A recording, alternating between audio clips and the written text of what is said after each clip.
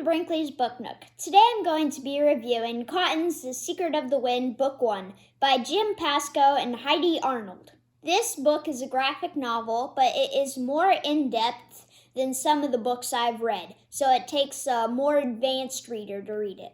This book is about foxes and bunnies at war because the foxes want to take over the bunnies' carrot industry.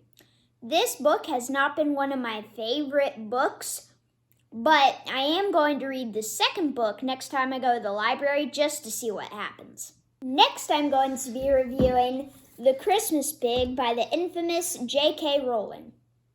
I did not like this book as much as the Harry Potter series, and the beginning was hard to get into, but I stuck with it because I'm a huge J.K. Rowling fan, and towards the end it got really good, and I really liked it. This book is about a little boy named Jack who loses his favorite pig, and he goes on this magical adventure on Christmas Eve to save him.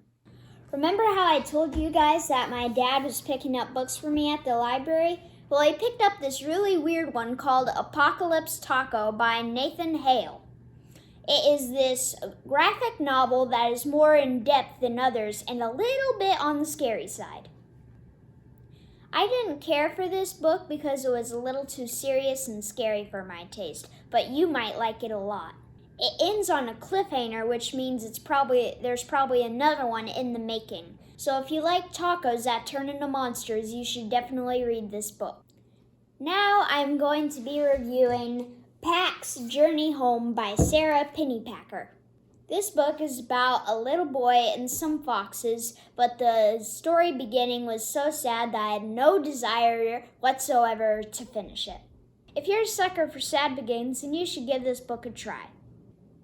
Next week, I will be reviewing A Tale of Magic, which I am still reading, but I hope to finish, and I will tell you about it next week. Now I will read you my original Grimm's fairy tale.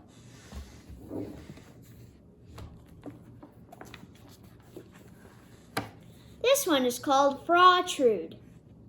There was once a little girl who was obstinate and inquisitive, and when her parents told her to do anything, she did not obey them, so how could she fare well? One day she said to her parents, "I have heard so much of Fra Trude. I will go to her someday. People say that everything about her does look so strange, and that there are such odd things in her house, that I have become quite curious." Her parents absolutely forbade her and said, "Fra Trude is a bad woman, and who does wicked things. And if thou goest to her, thou art no longer our child."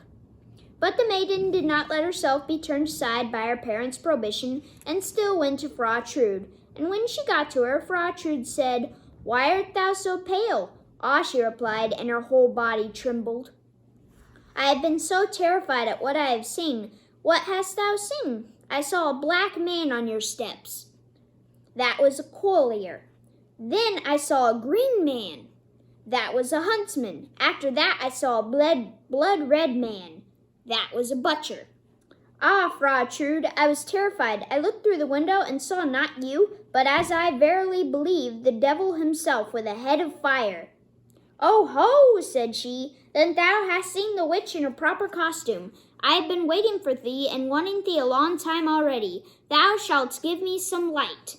Then she changed the girl into a block of wood and threw it into the fire, and when it was in full blaze, she sat down close to it and warmed herself by it and said, "That shines bright for once in a way."